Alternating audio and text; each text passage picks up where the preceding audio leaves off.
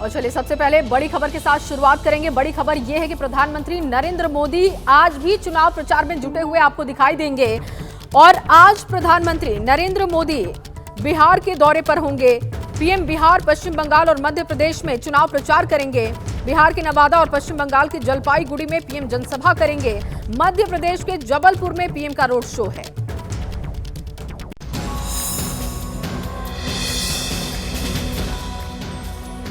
लोकसभा चुनाव के लिए पीएम मोदी का धुआंधार प्रचार जारी है। आज पीएम के प्रचार की शुरुआत बिहार के नवादा से होगी। पीएम आज दोपहर 12 बजे नवादा के कुंतीनगर खेल मैदान में सभा करेंगे। पीएम की सभा में सीएम नीतीश कुमार, एलजेपी रामविलास के मुखिया चिराग पासवान, हिंदुस्तान आवाम मोर्चा के संरक्षक जीतन राम मांझी और आरएलएम के प्रमुख उपेंद्र कुशवाहा मौजूद रहेंगे। नवादा से बीजेपी ने विवेक ठाकुर को मैदान में उतारा है। नवादा में रैली के बाद पीएम पश्चिम बंगाल जाएंगे। जलपाईगुड़ी में पीएम दोपहर 3:15 पर जनसभा करेंगे। जलपाईगुड़ी में रैली के बाद पीएम मध्य प्रदेश के जबलपुर पहुंचेंगे। जबलपुर में पीएम शाम 6:15 पर रोड शो करेंगे। ये रोड शो कंगटा तिराहा से आदि शंकराचार्य चौक तक होगा। मध्य प्रदेश के महाकौशल इलाके में 19 अप्रैल को मतदान होना है। आइए अब आम आदमी पार्टी की बात करते हैं। दिल्ली के मुख्यमंत्री अरविंद केजरीवाल की गिरफ्तारी के बाद आम आदमी पार्टी लगातार आंदोलन के मूड में है और आज वो बड़ी खबर यह है कि आज वो उपवास आंदोलन करने जा रहे हैं सुबह 11 से शाम को 5 बजे तक। इसमें तमाम आम आदमी पार्टी के नेता और कार्यकर्ता शामिल होंगे और अरविंद केजरीवाल की पत्नी सुनीता केजरीवाल भी इसमें शामिल हो सकेंगी।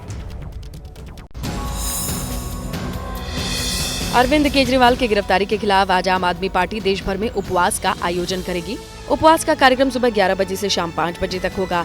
कार्यक्रम में आप के दिग्गज नेता शामिल होंगे। अरविंद केजरीवाल की पत्नी सुनीता केजरीवाल भी जंतर मंतर पहुंच सकती हैं। दिल्ली में आप के सभी नेता जंतर मंतर पर जुटेंगे। अरविंद केजरीवाल की जो गिरफ्तारी हुई है उसके खिलाफ पूरे देश भर में दिल्ली के अंदर जंतर मंतर पे कल 11 बजे से सामूहिक उपवास का कार्यक्रम होगा। दिल्ली को जिस तरह से उन्होंने लूटने का काम किया है, दिल्ली को धोखा देने का काम किया है, दिल्ली को युवाओं को शराब के नशे में धकेलने का काम किया है, कल उन्हें सामूहिक उपवास नहीं सामूहिक प्रायश्चित करना चाहिए और दिल्ली की जनता से माफी मांगनी चाहिए। पंजाब के सीएम भगवंत मान शहीद भगत सिंह के गांव खटकर कलां में पहुंचकर सामूहिक उपवास करेंगे। आम आदमी पार्टी का दावा है कि देश के 25 राज्यों की राजधानी में उपवास का कार्यक्रम होगा। अमेरिका और ब्रिटेन समेत दुनिया के 13 शहरों में भी केजरीवाल के समर्थन में उपवास का कार्यक्रम होगा। और आज अखिलेश यादव गाजीपुर जाने वाले हैं। दरअसल वो मुख्तार अंसारी को श्रद्धांजलि अर्पित करेंगे और इसके साथ साथ वो परिवार वालों से मुलाकात करेंगे, जिसको लेकर सियासत भी शुरू हो चुकी है। गाजीपुर में मुख्तार अंसारी के घर वालों से मुलाकात करेंगे और उन्हें सांत्वना देंगे। बांदा जेल में हार्ट अटैक से मुख्तार की मौत हुई थी।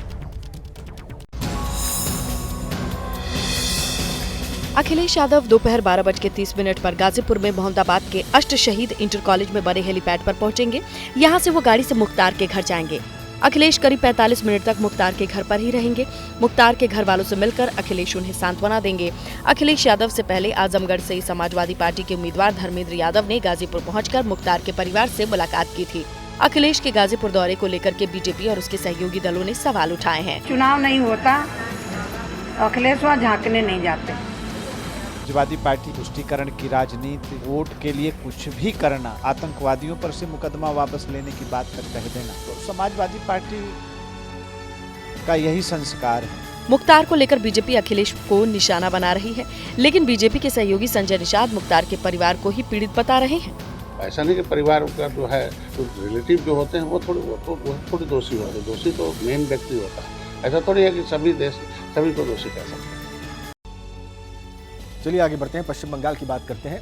वहां के भूपति नगर में एनआईए टीम पर हुए हमले पर सियासत जारी है और इसी से जुड़ी बड़ी खबर यह है कि टीएमसी के 2 नेता आज भूपति नगर जाएंगे और पश्चिम बंगाल की मुख्यमंत्री ममता बनर्जी ने इस हमले के लिए एनआईए की टीम को ही जिम्मेदार बताया है।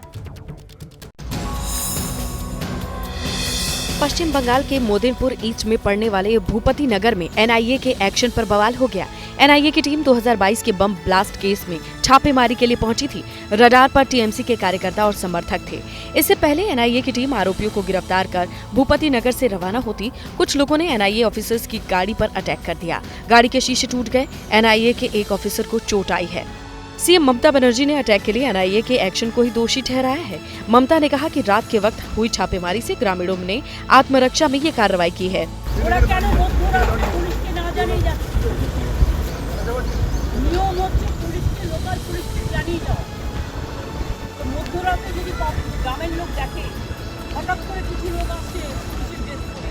आज टीएमसी के 2 नेता भूपति नगर का दौरा करेंगे।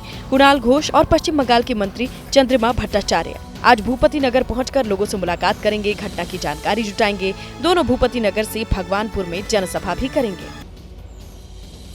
और आज केंद्रीय मंत्री स्मृति ईरानी का मेरठ का दौरा है। जी हां, चुनाव प्रचार करते हुए आप स्मृति ईरानी को मेरठ में देखेंगे। बड़ी खबर आपको दे दें कि स्मृति ईरानी आज मेरठ से बीजेपी उम्मीदवार अरुण गोविल के लिए वोट की मांग करेंगे। स्मृति 4 बजे बताया जा रहा है कि शाम 4 बजे मेरठ पहुंचेंगे।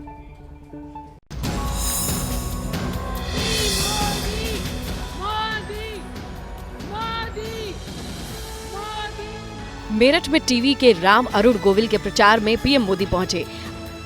अब टीवी के राम के समर्थन में टीवी की तुलसी यानी केंद्रीय मंत्री स्मृति ईरानी मेरठ पहुंच रही हैं। अरुण गोविल के लिए वोट मांगेंगी स्मृति ईरानी। शाम 4 बजे मेरठ पहुंचेंगी।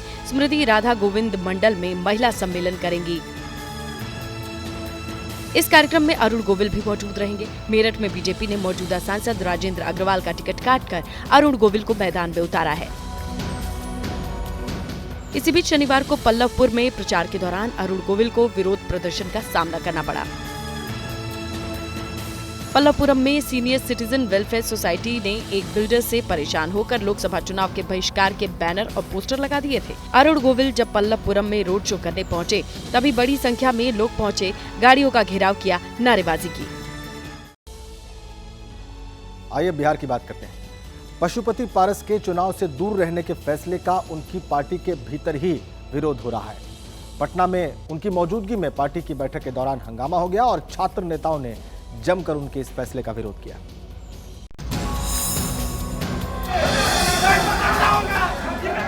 यह हंगामा पटना में पशुपति पारस की पार्टी राष्ट्रीय लोक जनशक्ति पार्टी की बैठक के दौरान हुआ।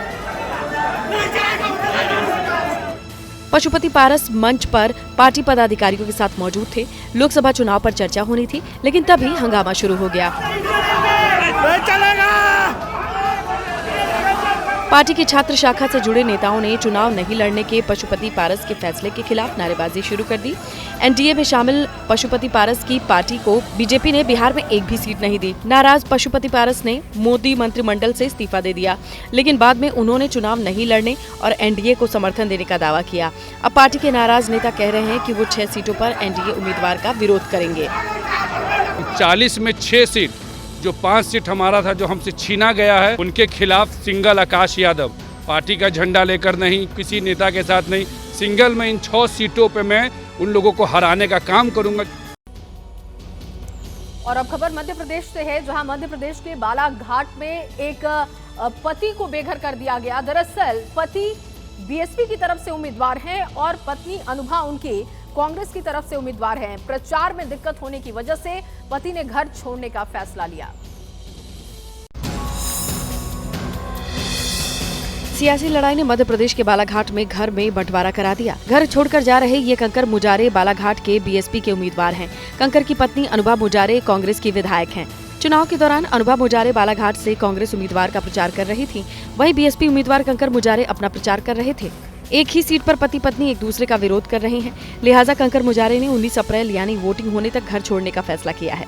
ये अच्छा संदेश नहीं था। मुझे भी बहुत कचोटता था कि हम जिस घर में रह रहे हैं वहीं पर हमारा विरोध हो रहा है और हमारे विरोध में जाके बाहर जनता में चर्चा की जा रही, वोट मांगा जा रहा है। और यूँ कहें कि जो राजनीतिक तौर से दुश्मन एक साथ नहीं रह सकते हैं। कंकर मुजारे अब अपने घर से 7 किलोमीटर दूर खेत में झोपड़ी बनाकर रह रहे हैं। यहीं से वो अपने चुनाव अभियान का संचालन भी कर रहे हैं। जैसे अब आम लोग रहते हैं और फिर ये मेरा खेत है तो मैंने इसको ही पसंद किया कि मैं यहीं जाके रहूँगा, यहीं से चुनाव का संचालन करूँगा और चुनाव यहीं से लड़ूंगा। आइए महाराष्ट्र की बात करते हैं। वहां पर एनडीए यानी महायुति में विवाद हो रहा है सीट बंटवारे को लेकर, और जो छोटे दल हैं वो बीजेपी से नाराज होकर अकेले चुनाव लड़ने का ऐलान कर रहे हैं।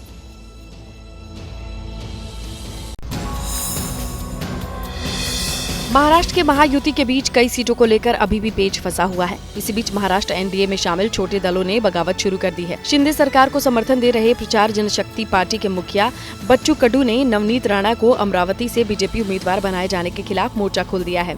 बच्चू कडू ने उद्धव ठाकरे गुट के पूर्व नगर सेवक दिनेश बुप को अमरावती से प्रहार पार्टी का उम्मीदवार घोषित कर दिया। कांदा कुठल्याही पार्टीचा उमेदवार असेल तर त्याला कशा पद्धतीने चांगला उमेदवार असेल जो शेतकरी आणि शेतमजुरांच्या बाबतीत या सगळ्या बाबतीत पुढाकार घेईल अशा उमेदवाराला वेळ पडली तर आम्ही पाठिंबा देऊ। बच्चू कडू ने आरोप लगाया कि एनडीए की बड़ी पार्टियां छोटी पार्टियों की बात नहीं सुन रही। कडू ने दूसरी लोकसभा सीट पर भी उम्मीदवार उतारने का ऐलान किया। इसी बीच बहुजन विकास अघाड़ी के हितेंद्र ठाकुर ने भी अपनी पार्टी के उम्मीदवार उतारने का ऐलान किया है। महाविकास आघाडी महायुती हे सगळे नेते आपल्या आपल्या हिशोबाने आपल्या आपल्या पक्षाचं बघतील, ते त्या हिशोबाने त्यांचे उमेदवार डिक्लेअर करतील। मी माझ्या पक्षाचं करणार, माझ्या पक्षाचं बघण्याकरता। दिल्ली में एक छात्र के घर वाले इंसाफ की गुहार लगा रहे हैं। उनका आरोप है कि स्कूल में छात्र के साथ मारपीट की गई, जिसमें उसकी आंत फट गई, और अब स्कूल का प्रशासन आरोपी छात्र को बचा रहा है। दिल्ली के न्यू अशोक नगर के स्कूल में 8वीं का छात्र पढ़ने गया था। क्लासरूम में डेस्क बजाने को लेकर छात्र का झगड़ा हुआ। आरोप है कि झगड़े के बाद उससे मारपीट की गई, जिसमें उसकी आंत फट गई है। 18 मार्च को अगेन इन लोगों ने मेरे बच्चे को पूरा दिन कुछ नहीं करा। छुट्टी के टाइम स्कूल वालों ने 10 मिनट पहले छुट्टी कर दी। मेरा भाई अपनी बहन का वेट कर रहा, जब वो वहाँ पे गया क्राइम सीन पे तब भी उसे वहाँ पे कोई नहीं दिख। तो जो भी उसके पेयर ये बाकी लड़के हैं ये सारे छुप के खड़े हुए थे। तो इन्होंने वो जब मुड़ने लगा कि उसे कोई दिखाई नहीं दिया तो इन्होंने उसको पीछे से पकड़ा, खींचा, ज़मीन पे लिटाया। इन लोगों ने उसे बहुत मारा, उसको लाते मारी है। इनके पास लकड़ी का डंडा था, इन लोगों ने उसको डंडों से उसकी टांगों पे मारा है। उसकी शर्ट फाड़ दी इन लोगों ने। उसकी पैंट उनसे फटी नहीं तो उन्होंने पैंट खींच के उतार दी उसकी। मेरे भाई के हाथ इन्होंने पीछे मोड़ दिए कि वो हाथों से कुछ नहीं कर सकते। इन लोगों ने पीछे से वुडन रॉड का यूज करा है। सीटी स्कैन में आया कि इसकी जो इंटेस्टाइन है, जो आंत है, वो फट गई है। अब बात प्रधानमंत्री के दौरे की। लोकसभा चुनाव के लिए पीएम मोदी का धुआंधार प्रचार जारी है। आज पीएम मोदी 3 राज्यों के दौरे पर होंगे। सबसे पहले बिहार के नवादा पहुंचने वाले हैं और उसके बाद पश्चिम बंगाल के जलपाईगुड़ी में चुनावी रैली को वो संबोधित करेंगे। इसके बाद पीएम मोदी मध्य प्रदेश में अपने चुनावी प्रचार अभियान की शुरुआत करेंगे, जहां वो शाम को जबलपुर में रोड शो करेंगे। चुरू ने ये बता दिया है कि 4 जून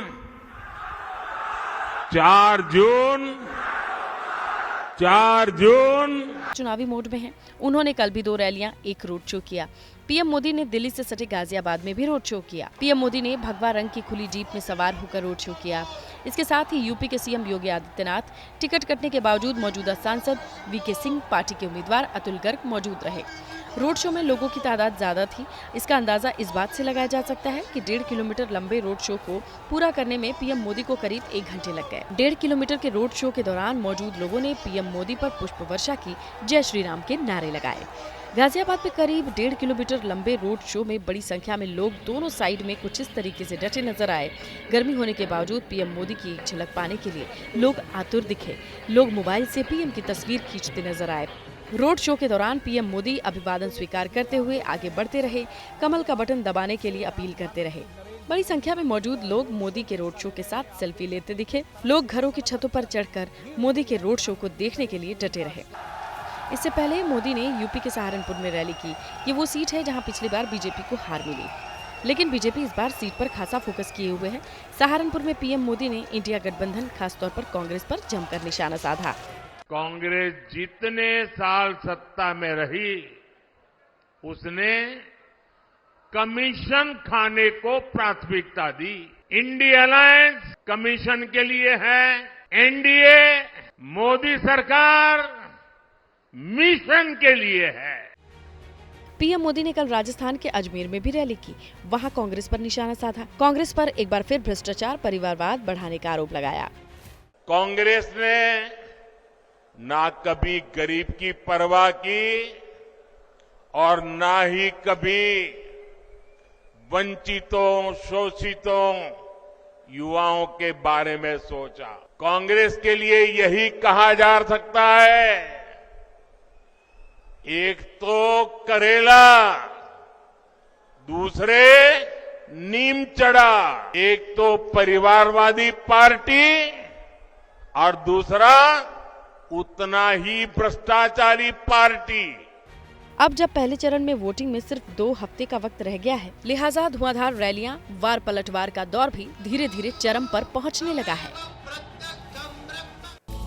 और देखिए, जयपुर में कांग्रेस की रैली में पार्टी अध्यक्ष मल्लिकार्जुन खड़गे ने कश्मीर को लेकर पीएम पर सवाल उठा दिया। दरअसल खड़गे ने सवाल किया कि पीएम राजस्थान की रैलियों में अनुच्छेद 370 का जिक्र क्यों कर रहे हैं। हालांकि खड़गे ने अपने भाषण में 370 की जगह 371 बोल दिया, जिससे लेकर भी बीजेपी खड़गे पर हमलावर है। हालांकि कांग्रेस की तरफ से सफाई आई है कि खड़गे की जुबान फिसल गई।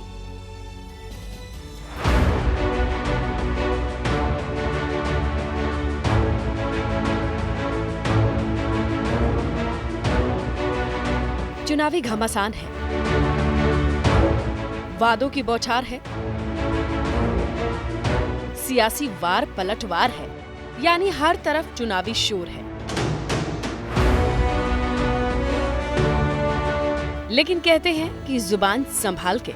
चुनावी शोर में जुबानी वार की गूंज तो सुनाई दे ही देती है, और अगर जुबान नहीं संभली तो अर्थ का अनर्थ होते भी देर नहीं लगता और बात दूर तलक चली जाती है।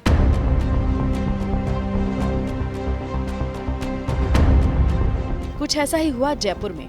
पूरी बात बताएं उससे पहले सुन लेते हैं कि किसकी जुबान कैसे फिसली। यहाँ आकर कह रहे मैंने 371 को निकाल दिया। अरे भाई, यहाँ के लोगों से क्या वास्ता है। यहाँ आकर कह रहे मैंने 371 को निकाल दिया। अरे भाई, यहाँ के लोगों से क्या वास्ता है। जी हाँ, ये कांग्रेस अध्यक्ष मल्लिकार्जुन खड़गे जो अनुच्छेद 370 को 371 बोल बैठे। अब जाहिर है बवाल तो होना ही था, जो शुरू हो गया। बीजेपी उनको चौतरफा घेरने में जुट गई है। दरअसल घोषणा पत्र जारी करने के बाद कांग्रेस ने अपना चुनावी प्रचार अभियान शुरू किया। जयपुर में घोषणा पत्र रैली की। रैली में मल्लिकार्जुन खड़गे, सोनिया गांधी, प्रियंका गांधी, राजस्थान के पूर्व सीएम अशोक गहलोत और सचिन पायलट समेत कांग्रेस के तमाम नेता मौजूद थे। रैली में शामिल कार्यकर्ताओं को संबोधित करते हुए खड़गे ने राजस्थान में चूरू रैली में पीएम के उस बयान पर पलटवार किया जिसमें पीएम ने अनुच्छेद 370 का जिक्र किया।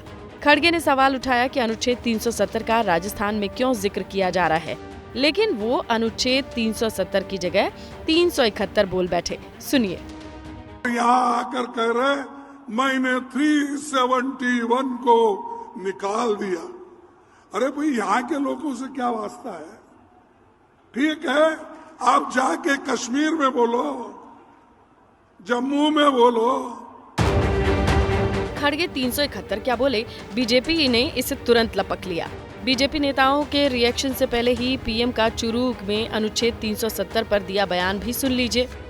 जम्मू कश्मीर की धरती पर जो मेरे वीर जवान शहीद हुए ना, मैं मेरे इस शेखावटी के जवान भी शहादत मोली थी। उस जम्मू कश्मीर जहां पर मेरे राजस्थान के वीरों का रक्त, आज जम्मू कश्मीर से आर्टिकल 370 खत्म हो गया। आपने सुना, पीएम ने चूरू में कश्मीर से अनुच्छेद 370 हटाने की बात कही, जिस पर खड़गे ने जयपुर में अपनी रैली में आपत्ति जताई। लेकिन खड़गे 370 की जगह 371 बोल गए और बीजेपी ने उन पर चौतरफा वार शुरू कर दिया। गृह मंत्री अमित शाह ने सोशल मीडिया एक्स पर पोस्ट किया। अमित शाह ने अनुच्छेद 370 पर कांग्रेस की तरफ से सवाल उठाने को शर्मनाक बताया। कहा, कांग्रेस को ध्यान में रखना चाहिए, जम्मू कश्मीर भारत का भिन्न अंग है। देश के सभी नागरिकों का जम्मू कश्मीर पर समान अधिकार है। कांग्रेस को शायद ये नहीं पता, राजस्थान के कई जवानों ने जम्मू कश्मीर की सीमा की रक्षा के लिए अपनी आहुति दे दी। लेकिन इसे महज कांग्रेस के नेताओं की गलती नहीं माननी चाहिए, क्योंकि वो इटालियन संस्कृति को मानने वाले लोग हैं। बीजेपी अध्यक्ष जेपी नड्डा ने सोशल मीडिया एक्स पर पोस्ट करके कांग्रेस की आलोचना की। नड्डा ने कहा, एक और दिन कांग्रेस का एक और रत्न। खड़गे उस विशिष्ट कांग्रेसी मानसिकता को दर्शा रहे हैं जो चाहती थी कि जम्मू कश्मीर शेष भारत से कटा रहे। उन्हें ये भी नहीं पता कि अनुच्छेद 370 की बात है, 371 की नहीं। बीजेपी के चौतरफा पलटवार के बाद कांग्रेस बैकफुट पर आ गई। पार्टी महासचिव जयराम रमेश ने सोशल मीडिया एक्स पर पोस्ट कर सफाई दी और कहा, जयपुर में अपने भाषण के दौरान जुबान फिसलने से पार्टी अध्यक्ष मल्लिकार्जुन खड़गे ने कहा, पीएम मोदी अनुच्छेद 371 को खत्म करने का श्रेय ले रहते हैं। उनका मतलब यहाँ पर अनुच्छेद 370 से था। दरअसल हम आपको बता दें, 370 और 71 अलग अलग अनुच्छेद हैं। लिहाजा खड़गे के बयान के बाद बीजेपी ने उन्हें घेर लिया। अनुच्छेद 370 में जम्मू कश्मीर को विशेष प्रावधान मिले थे, जबकि अनुच्छेद 371 मणिपुर, असम, नागालैंड, अरुणाचल प्रदेश, सिक्किम, मिजोरम सहित 12 राज्यों को विशेष दर्जा प्रदान करता है। वार पलटवार का ये दौर जारी है, लेकिन जयपुर की रैली में कांग्रेस बीजेपी पर हमलावर रही। सोनिया गांधी ने बीजेपी सरकार के 10 साल के कार्यकाल को लेकर कई सवाल उठाए। हमारा देश पिछले 10 साल से एक ऐसी सरकार के हवाले है जिसने बेरोजगारी, महंगाई, आर्थिक संकट, असमानता और अत्याचार को बढ़ावा देने में कोई कसर नहीं छोड़ी। राजस्थान से चुनाव प्रचार अभियान की शुरुआत कर कांग्रेस ने संदेश देने की कोशिश की है कि उसका भी खास फोकस राजस्थान पर है। पिछले चुनाव में यहाँ सभी 25 लोकसभा सीटों पर कांग्रेस को खाली हाथ रहना पड़ा, तो पिछले साल हुए विधानसभा चुनाव में कांग्रेस को सत्ता गंवानी पड़ी। देखते हैं इस बार 4 जून को नतीजों में कांग्रेस को क्या मिलता है। दिल्ली में नवजात बच्चों की खरीद फरोख्त का सनसनीखेज खुलासा हुआ है। ये खुलासा सीबीआई की छापेमारी में हुआ। दिल्ली समेत एनसीआर में कई जगहों हुई सीबीआई छापेमारी में चाइल्ड ट्रैफिकिंग गैंग से जुड़े 7 आरोपियों को गिरफ्तार किया गया। पूछताछ में खुलासा हुआ है कि गैंग नवजात बच्चों को खरीदता था और सोशल मीडिया के जरिए उनकी सौदेबाजी होती थी। सीबीआई के रडार पर कुछ बड़े अस्पताल और आईवीएफ सेंटर भी हैं, जिनकी जांच लगातार जारी है।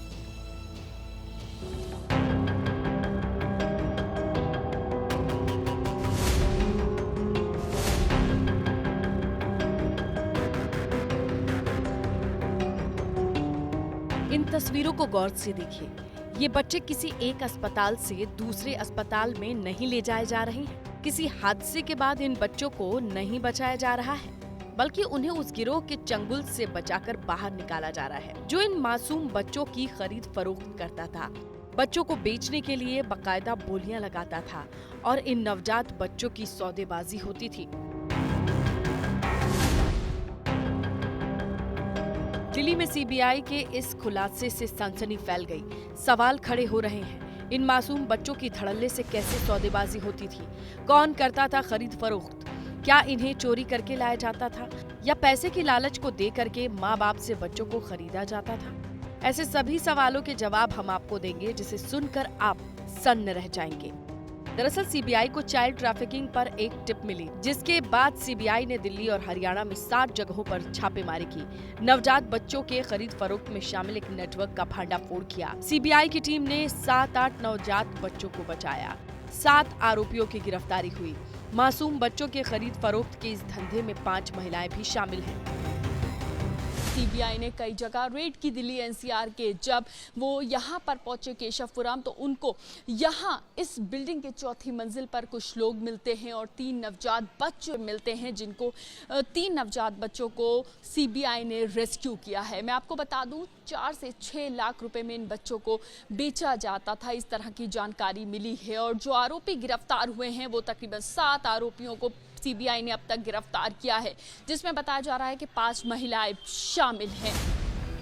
चाइल्ड ट्रैफिकिंग के मामले में सीबीआई के खुलासे ने सभी को झकझोर करके रख दिया। सीबीआई ने दिल्ली समेत एनसीआर में 7 जगहों पर छापेमारी की। दिल्ली के केशवपुरम इलाके में घर से 7 लोगों को गिरफ्तार किया गया। 3 नवजात बच्चों को रेस्क्यू किया गया। पूछताछ में पता चला, केशवपुर से पिछले 1 महीने में करीब 10 बच्चों को बेचा जा चुका है। सूत्रों के मुताबिक नवजात बच्चों को करीब 4 से 5 लाख रुपए के बीच में बेचा जाता था।